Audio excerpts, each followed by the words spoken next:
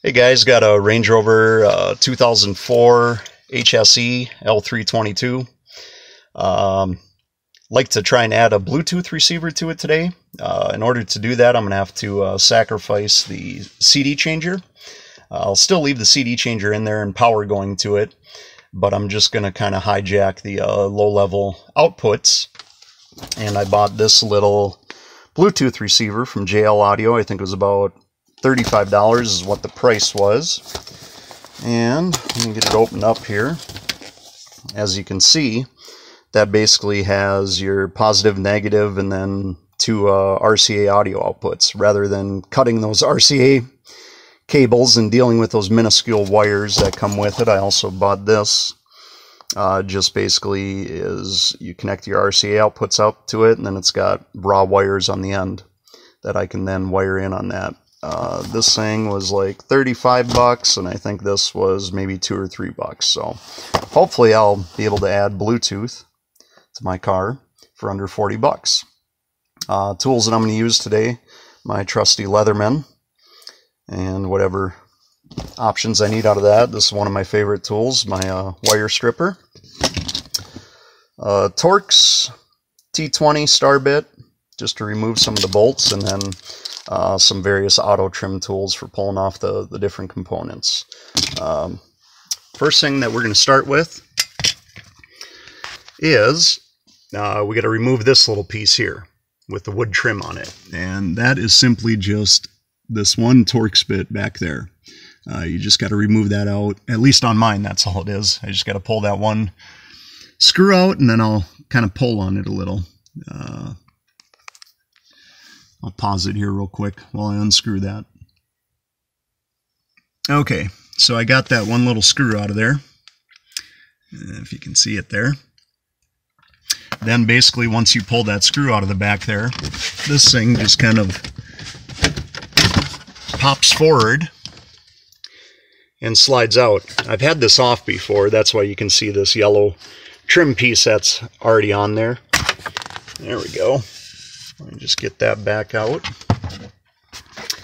And that one just slides right back in there. I've dealt with that one before. Okay. I'll put the screw back in under there so that we don't lose it.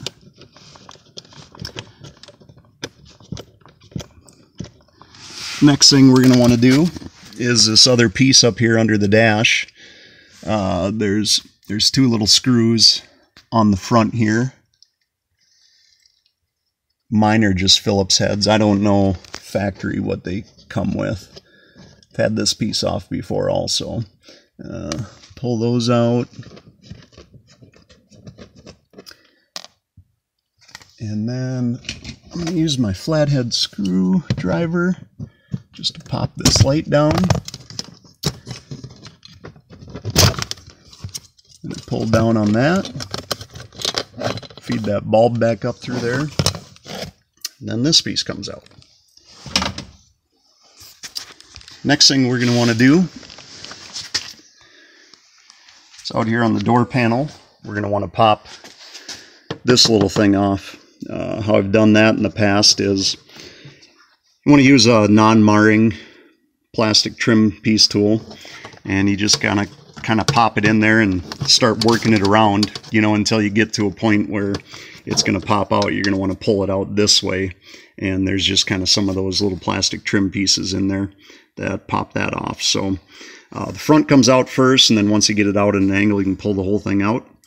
I'm going to pause it real quick and pull that out. All right, I got my trim tool in under there, so now I can kind of work it down and pop the rest of this out. There's one down there.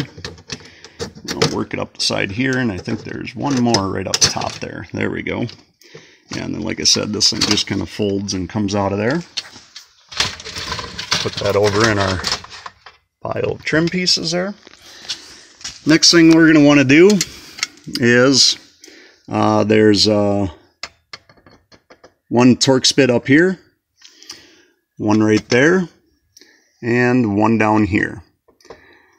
This is how it is on mine. I think that there's also one in behind your cup holder here. but mine's busted out or missing. So you might want to check and see if you can get that pulled out first. So I'm going to pull these 3 Torx bits off and then I'll return. Alright, I pulled out those 3 Torx bits. That should release the upper part here and the lower part down here. Oh, you know what? I missed one. There is also this one right in under here. If you can see that, there's this little plastic clip right there that you need to pop off. I'll do that with, let's see, let's try one of these trim tools. Okay. Yeah, that's what that plastic clips looks like that I had to pop off there. And now, if you can see in there, there's another T20 Torx bit in there. So I'm going to pause it real quick and get that one out. Alright, so with this one in there, I was able to get it loosened with that long-handled T20, but then couldn't get it out much further after that. So I just grabbed a little T20 bit. I'm going to stick it on there and just loosen it the rest of the way by hand.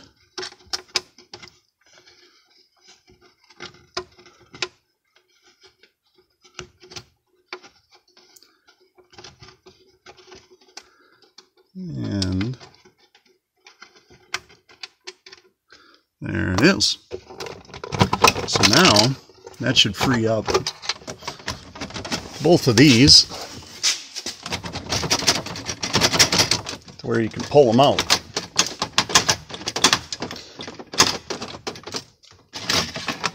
Yeah, see, like I said, I think that mine was supposed to have some kind of a bolt in the back there, but there isn't.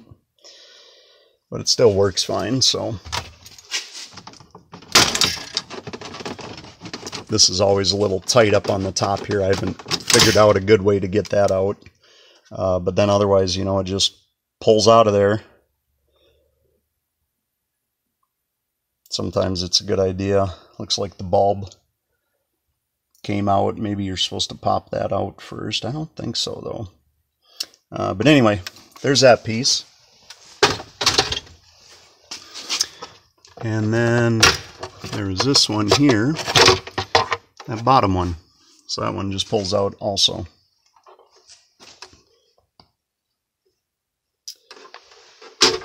Okay, next thing, we're going to want to pop the glove compartment open. And we'll want to get all these bits, T20 bits, right up top here. There should be 1, 2, 3, 4, 5, and then I think there's also 2 right up underneath the latching mechanism. So I'm gonna get those pulled out and then I'll return. Okay, the 2 bolts that go on the locking mechanism here are actually a T25. So you want to have one of those on hand to remove those 2. I'm gonna get those pulled out. Okay, so there's this little, let me turn the light on here. There's this little piece also that went on there, so make sure to keep that handy. Now that we have those off, get the owner's manual out of there, free up a little weight. I think we just have 2 left. And naturally, now that I remove that, it's not going to stay up by itself. The last 2...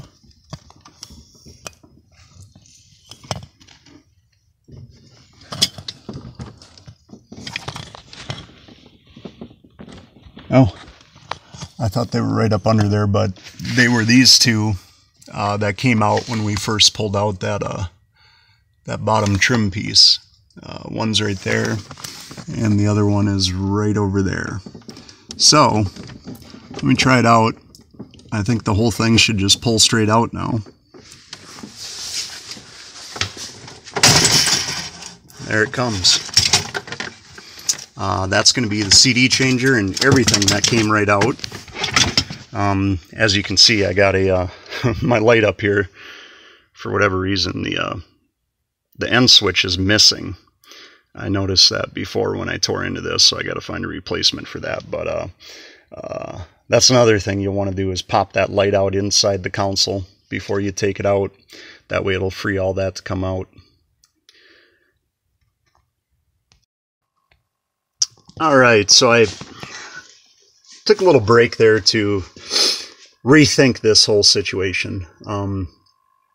I wanted to check the wiring again on the CD changer just to make sure that I was cutting the right wires and checking everything. So basically, coming out from the CD changer, you got this bundle of wires here, which is a positive and a ground, 12 volts. I'm not sure what this brown one does. And then you got this other bundle here that's all taped together. And this brown one that's in there, that is another ground. And the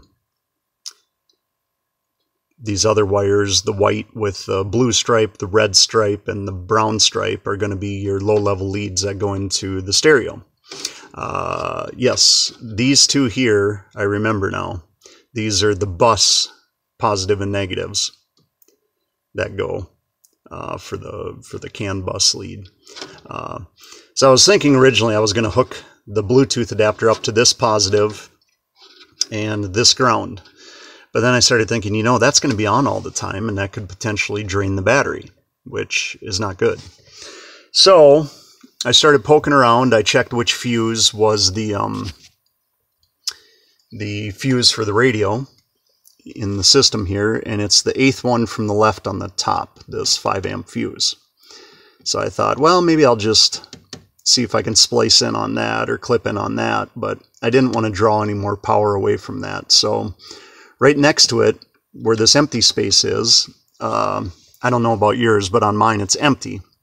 But it ends up that is a switched fuse. So it comes on when the ignition's turned on.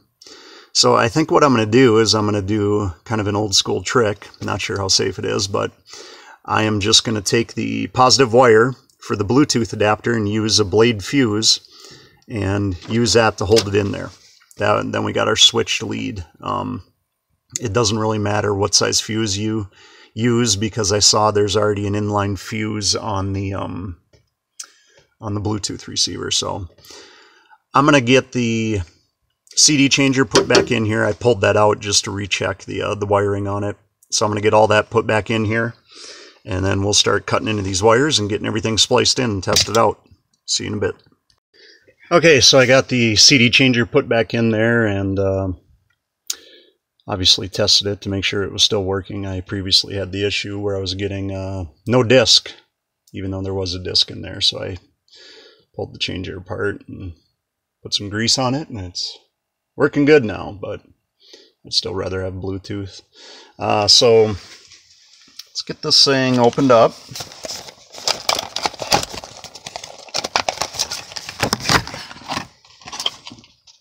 So here it is. Here's all the connectors on the back. So I'm thinking what we're going to do is we're going to take the positive and negative, and like I said, the negative off of the bundle of speaker wires, and that brown ground, you can see I already cut the wire because I was doing some testing to find out, make sure it was a good ground. We're going to wire our negative on with that brown ground wire there, and the positive we're going to put in right here in slot 7, the empty slot there, because that is a switch slot that comes on with the ignition. Alright, so I took that negative lead from the Bluetooth adapter. I twisted it up with the 2 browns, the wire that I'd cut, you know, so the 2 different ends, got that all twisted in together. I took the positive, I just put it on a spare 15 amp fuse that I had, stuck the blade wire in that slot number 7, and now you can see when I turn the ignition on, I get a blue blinking light, which indicates to me that the Bluetooth receiver is now in a switched and working position. Next I'm going to cut into those low-level inputs or outputs that run up to the stereo. Like I said, there's 3 wires in there. They're all white with a different color stripe. There's white with red and white with blue. That's going to be your left and right positive low-level outputs that run up to the stereo. And then there's 1 white with a brown stripe, and that's your negative for both sides. So what I'm going to do is I'm going to take these things here that I bought, the JL Audios. I'm going to strip the wires back on the end and cut those wires here and connect them all up, and we'll see if this thing works.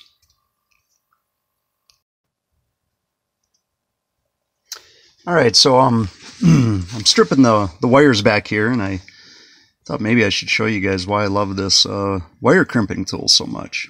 As you can see, as you squeeze the handle, the one side, the left-hand side, bites on the wire to hold it in place, while the right-hand side strips it back.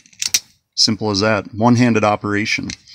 I'm going to do the same thing on all these wires now. Again, this was that bundle of the brown and the white with the red, white, and brown stripe, 3 wires in there. I'm going to cut all those ends, and I'm going to wire the negatives on this. As you can see, obviously the positive side is marked with the plus, and the negative doesn't have anything on it. So I'm going to wire both of the negatives from both of these up to that white with brown stripe. I'm going to take this, the one with the red, and I'm going to wire that up to the positive of it to the white with the red stripe. And then I'm going to hook this red from the Bluetooth audio receiver into that red. I'll get all those stripped and get them all wired up and make the connection and check back in. Okay, so I got everything cut and spliced together and connected back up. Like I said, the positive with the fuse from the Bluetooth adapter I have running into slot 7 where that blue number 15 fuse is. That is a switched outlet to come on with the power. The negative from the Bluetooth adapter connects up onto this brown that was twisted in with all these speaker wires here. The blue with white stripe wires I have connected up to the positive of the little connector where all the connectors were black that go into the Bluetooth receiver. Now the ones with the red stripe on them, I have the positive from that one, as you can see, connected up to the red with white stripe wires. Now the negative from both left and right, I have those all twisted together with the white with brown stripe. So I'm going to power up the vehicle and see if I can get the Bluetooth to pair, and I'll test it out and I'll report back. Okay, so for any of you that didn't notice my little mistake that I made there, when I hooked it up and I tested it out, right away the CD started playing, and I could hear the audio from that, and I was like, what the heck, how can that audio be coming through? I forgot I had disconnected the 3 wires that still connect up to the CD changer. So I still had the audio coming from that. So I disconnected those 3. So now I only have the 3 connected on the side that actually run up to the deck. And I tested it out, and it works great. I was able to pair with it. You can see I got a solid blue light now. What I did next is I went to YouTube and I did a search for left channel only audio because I wanted to make sure that I had the left and right channel correct. And what I found was that when I played the left channel only audio, it was coming through the right hand side speakers. So obviously these 2 are backwards, so I just had to switch these 2 around. But for reference, when you're wiring it up, you can wire the blue with white stripe onto the red side and the red with white stripe onto the black side, which is kind of backwards, but I don't know, unless you don't care about how your audio sounds or whatever. But I'm going to go ahead and make that switch and just test it out and see if it sounds correctly. I'll be back. Alright, so I went ahead and I switched everything back. I wanted to leave these red with the red and black with the black. What I did is I switched it up here. So the red one here the positive of that is going to the white with the blue stripe. And the black one, the positive of that is going to the white with the red stripe. But that's how it's going to stay, even though it's backwards, and it'll probably bug me. I don't know why they chose to do it that way. So basically what I'm going to do now is these ones coming out of the CD changer, the white and red, white and blue, and white and brown, I'm going to cut those three off, make a clean cut on them, cap them so that they don't cross or interfere with anything else.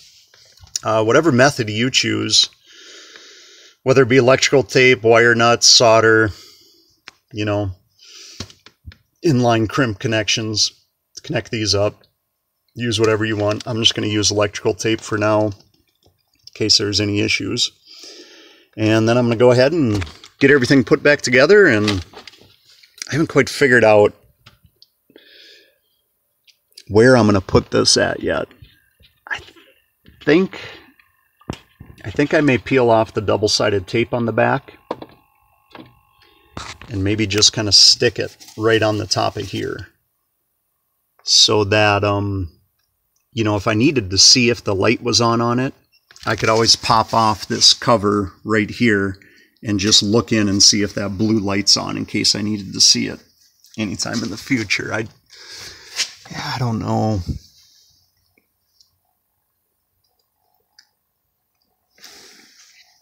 You know, maybe what I'll do is I'll just put it right up where the owner's manual normally goes. We'll see.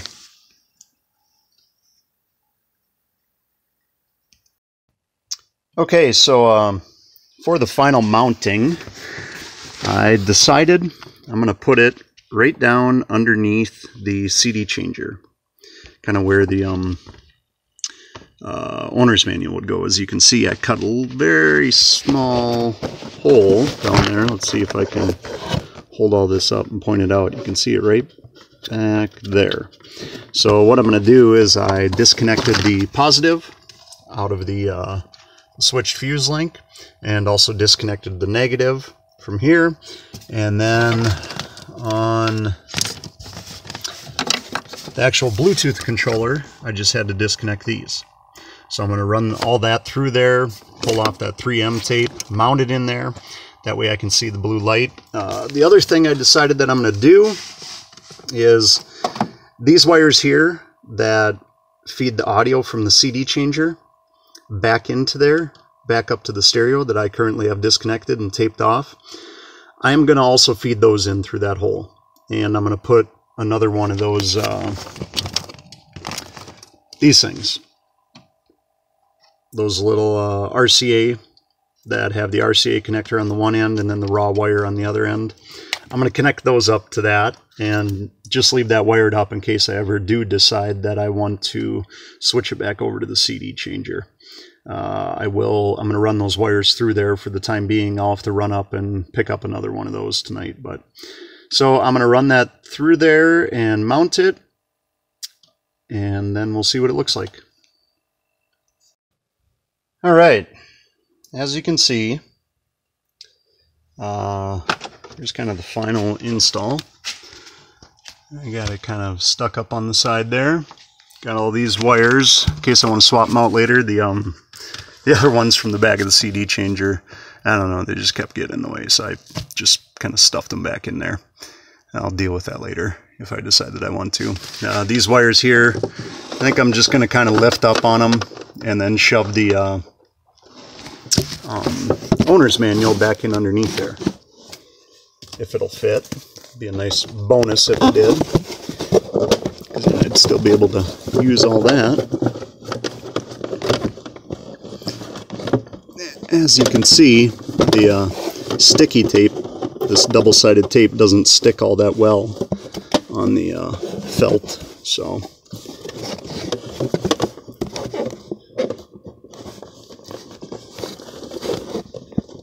and there it came off again, but you get the point. So now I'm just going to kind of go through and do everything in reverse, put it all back together, and I think we'll call it good. Alright, so here's the finished install. As you can see, the dash will continually display what CD it's on. I do have to make a note, you do have to have a CD in playing in order for the audio to transfer through. So I pop the glove compartment down. You can see back in there the little Bluetooth light is on. Got everything else back in there. That positive lead wire, you can see it running across there into that number 7 spot. And otherwise it's all set. I'll report back if I find anything wrong. Otherwise, assume everything's working fine. Thanks for viewing.